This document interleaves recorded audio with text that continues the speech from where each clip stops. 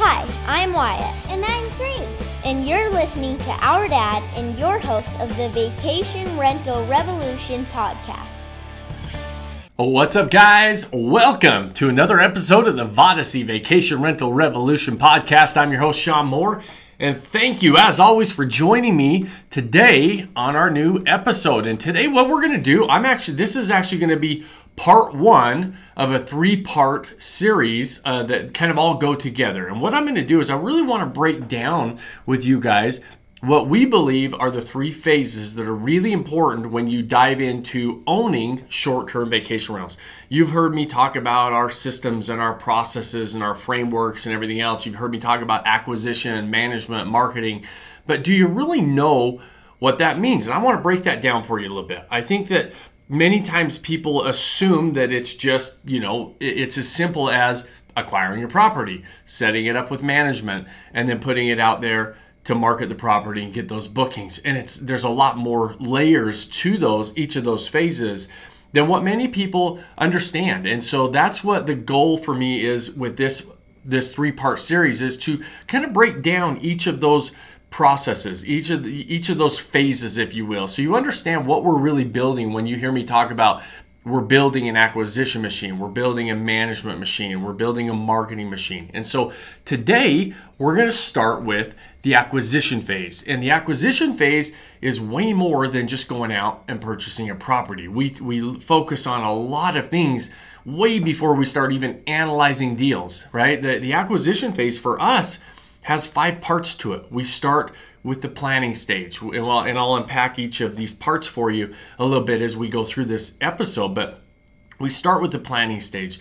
We move on to that understanding phase, understanding what we're getting into. Then we go in and start to locate. We start to identify locations and what we're looking for in specific locations. And then once we get through that location phase, there's a lot of partners that we need to pull this acquisition off. And not all partners are created equal, and we have to build our dream team and understand the importance of building the right dream team and finding them. How do we interview them and all of those different things. And then we finally go to that last phase of acquiring a property, and that acquisition phase of actually going and making offers, analyzing the deal, understanding the income potential, making offers, structuring the deal. All of those different things are part of the acquisition phase. And so really, when you dive into this game and you say, hey, I'm committed to buying a short-term vacation rental, Sean, and we say, okay, awesome, let's wrap you into our world and kind of our view of this world and our process and our framework, we would start with kind of beginning with the end in mind, right? Stephen Covey's concept of begin with the end in mind. And we really start to map out your future, map out what we're looking to do, and understand what your property goals are. Understand what you're looking to gain, and what does this lifestyle asset mean for you? Because even though we both might be following the same process, our portfolio might look completely different based on some of these answers to these questions we're going to ask. And so that first phase is really really planning out and mapping out the road ahead. And so once we do that, and that's some goal setting. It's looking in the mirror and saying, answering some tough questions maybe, and understanding why we're doing things. You've heard me talk about my why before, because as we tackle something new and as we go down these roads, we have to, we're operating at a certain level, capability level, and we have to raise the bar. We have to add new capabilities and new skill sets to our tool chest to be able to go pull off something new. And so we have to understand where we're at, where we want to go, and we have to map out that road ahead. And so that's really that first stage, is planning it out. Then what we do is we have to really understand what we're getting into, right? The lifestyle of vacation rental ownership might be different than what you have in mind. The lifestyle of vacation rental ownership might be a little bit different, and so we're going to talk about, there's a lot of preconceived ideas about vacation rental ownership, and we want to talk about those. And maybe you have a really good picture of what it is, maybe you don't, but we have to understand that, understand what lifestyle assets actually are and what they're not. Some people think they're timeshares. Some people think that they're fractional ownership. Some people just assume you buy a property and throw it on Airbnb, right? That's not what it is. And there's some good benefits, and there's some, there's pros and cons to every single asset class. And in this understand phase, this understand part of the acquisition phase, we're going to talk about some of those pros and cons and understanding what type of buyer you are, right? We identify your buyer type, and we have 3 different buyer types that we're going to identify. And you're gonna look and say, okay, which box do I fit in? Because that's gonna help you and determine some of the answers to some of the decisions you're gonna have to make down the line when we're actually looking at properties. And we're gonna reference back and say, okay, this might be a really good property for this buyer type, but if you're not in that buyer type, then you might want to keep looking because it doesn't quite fit your criteria. So we're going to help you identify that. And then really going back and understanding what your property goals look like. And so many people think that they understand the lifestyle that they're getting into with vacation rental ownership. And so, but we want to really dive a little bit deeper and peel back a few more layers of the onion. And that all needs to be done in the acquisition phase, way before we start looking at properties, because we have to, what we're really trying to do is narrow down our focus. And we have to start at the top and, mapping out that bigger future, planning the road ahead, and understanding where we're going down, this understanding the lifestyle aspect of what vacation rental ownership looks like, understanding our buyer type. And as we start to ask more questions and get more answers, we're really starting to narrow down our focus. And we start to identify that. We start to talk about different types of vacation rentals. There's a lot of different types of vacation rentals. There's larger homes, there's different types of property types, but there's also different types of vacation rentals, and what makes them all unique, and what is your competitive advantage with each type of vacation rental. And is it, what is your advantage with a tiny home versus a standalone home, or if it's a unique like treehouse type property versus kind of an urban type property. What are the unique advantages to each of those types of properties, and how to identify what property types work in different locations. And that's that third step that we go through in that acquisition phase, is identifying locations. How many times when you've thought about this is, where should you buy? This is a big topic that a lot of people really start to have a little bit of a roadblock with, because there's so many different options, and we start to second guess ourselves and say, well, maybe this area is better than this area. And we look in this area and we start looking around, and somebody else talks about, I might be looking in the mountains and somebody talks about the beach, and I'm like, man, maybe I should go to the beach because I really like the beach too. So when we start to talk about the location, we have to revert. What we're doing is each of these steps builds upon the other one. So when we start to have all these questions running through our head about the location, we can start to look back and say, okay, what were my property goals? And what did I identify as my property goals when I was writing down, when I was in the understand phase and when I was mapping out the bigger future? What property type fits within when I'm starting to identify these locations? What property type, what buyer type do I fall into, and does it fit into this type of a location, right? And understanding and identifying profitable markets. Not all markets work really well for short-term vacation rentals. So in that location phase, we're going to start to identify how to identify the profitable markets. We're going to identify different property types, and like we talked about just a minute ago, is do they cross over? Does the property type I'm attracted to cross over into the market I'm attracted to? And understanding the different types of neighborhoods where you can and can't operate short-term rentals. Most markets are becoming more and more restrictive. Doesn't mean that we can't do it, but we have to understand you can't go put a 7-Eleven on every corner that in every neighborhood. You're not gonna. So just like any other asset class, short-term rentals are becoming very, very popular, and so municipalities are starting to put rules and regulations. How do you find that out? When we're in that locate stage of the acquisition phase, those are the kind of questions we're answering. And so now we, again, like I'm taking it kind of down the funnel, and every step of the funnel gets narrower and narrower, and our focus gets narrower and narrower. So now we've identified the location that fits within our property goals, fits within our buyer type. And we're saying, okay, we like this area, we like this location, we understand the neighborhoods and the areas that we're allowed to do short-term rentals. And now we kind of move over to that partner phase. And this is a huge part of it. This is a very, very hyper-local business.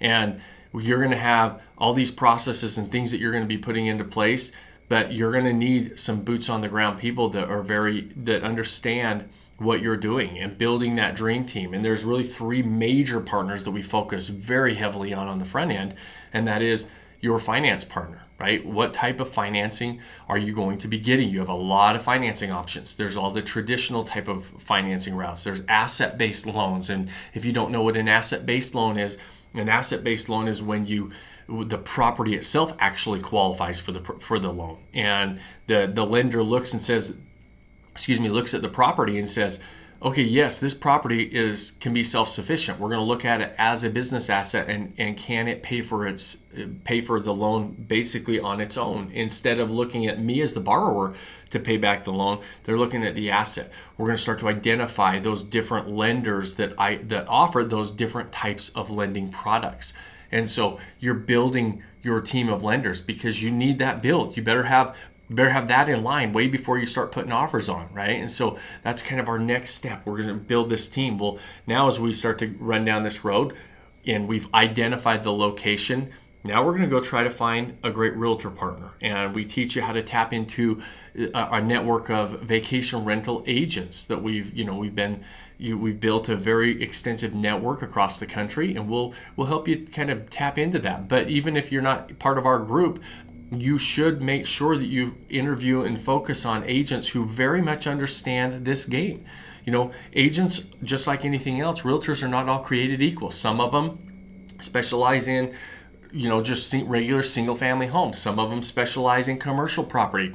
Others specialize now in short-term rentals. And you want an agent that really specializes and understands this, because they're going to help you and they're going to be a huge resource for you going down the line. But you don't want just an agent that you found on Zillow because you're just rolling the dice, and they might be just a jack of all trades. They might not have any experience with short-term rentals. And so you want to find somebody with a track record and a history in this game, because they're going to be a great resource. And then that third partner that we're really going to focus on is your management partner. And that goes into that next phase of the game, when we go into the management phase. But we rely a lot on management partners in the acquisition phase. We cross-check a lot of data with the great management companies in these areas.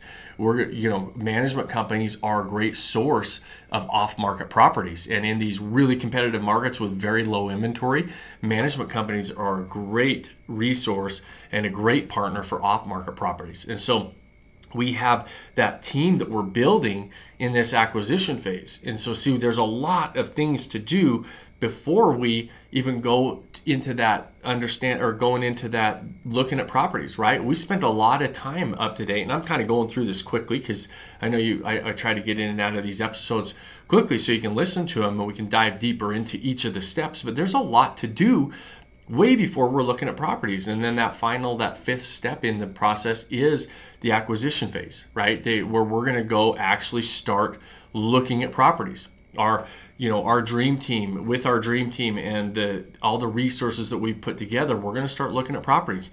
Now we have to roll up our sleeves and really start to understand the income potential. And when we're looking at properties, these are investments. Not every property makes money. We have to know how to run those numbers. There's a lot of moving parts when it comes to analyzing short-term vacation rentals. There's nightly rates that fluctuate on a daily basis. There's occupancy levels that fluctuate in every area, every season. You have peak seasons and off seasons and all the seasonality that you have to look at. And so we have to look at all those ratios between the acquisition cost and the revenue potential of a property to see if it has any chance of making money. And so there's all these different things that we look at. And now we have to build that skill set on top of all of this other stuff. And so so that we can accurately make offers. When we see a property, we have to be able to move quickly. right? These markets are really hot. Most of the time we're competing with other people in multiple, in most markets right now are just white hot. And so we have to be confident that we understand what the income potential is. We have to be confident on structuring a deal, understanding how we're going to structure this deal, how we're going to make offers, how we're going to stand out because we're going to be competing, and how to be comfortable paying maybe over asking price and getting into bidding wars with people. We're not just rolling the dice and guessing, right? This isn't just a guessing process. We're going through all of these different things so that when we have to get into a bidding war and when we have to be aggressive and come in really strong on an offer, we're really confident to do that because we laid the groundwork and we built this foundation of understanding and knowledge and teams, and where we jump into the game, we're like, okay, I feel good about this.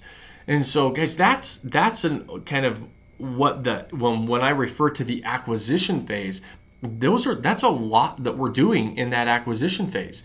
And it's not rocket science, but there's a lot of T's to cross, a lot of I's to dot when you go through the acquisition phase and building that acquisition machine. And it's not just, okay, now I'm looking at properties and making offers on properties. How do you know if the offers you're making are going to be a good deal for you? How do you know if you might have a great property, but that property might not be great for you and your situation and your buyer type and your portfolio that you're building? And so going through the acquisition phase like we lay it out helps you answer those questions and really have an understanding that, yes, this works. And yes, I feel confident being an aggressive. Yes, I want to move forward. And so, guys, that's what I wanted to chat with you about today. And so I wanted to hit on that part of it. And then next week, we're going to dive into the management phase. And there's a lot more in the management phase than just setting it up and getting it delivered. And so we'll unpack all of those things that we do in the management phase. But what I hope to do is start to get your wheels spinning, saying, oh yeah, I didn't really think of that. Or, oh yeah, I understand why I need this before that, so that you can make better decisions and ask better questions. And better questions give you better answers and better results. So guys, we'll wrap this episode up. I'm really excited to dive into part 2 next week on the management phase. So stay tuned. Subscribe if you're not, so you get notified when we drop a new episode. And as always, thank you for being the best part of this show. I very, very much appreciate you guys always listening. If you got any value out of it and you find any or know anybody else that's doing the same thing, interested in short-term rentals, share it with them. Share our show with them, share our links with them, the websites, wherever they can get more resources, but just share it. Believe it or not, reviews and shares of our episodes are a big deal. They really help us. And if you have any questions, please respond to us in a DM us on the social networks and platforms. Instagram is probably the easiest, at Real Sean Moore, and we'll get those and we'll answer those questions at the top of these podcast episodes, and we'll give you a shout out and make sure that we answer your question directly. And so, guys, thanks for joining me today. We're going to wrap this one up, and next week we're going to talk to you about that second phase, the management phase, in building a profitable short-term vacation rental portfolio. Guys, make it a great day. Thanks as always for joining me, and we'll talk to you soon. Cheers. Thanks for joining us on this episode of the Vacation Rental Revolution podcast. Share this with other people you think need to hear about it. And don't forget to subscribe and leave us a review. Hey Grace, is there a website? Yes! For more amazing content and expert advice, visit vodacy.com. Thanks for listening, and we'll see you on the next episode.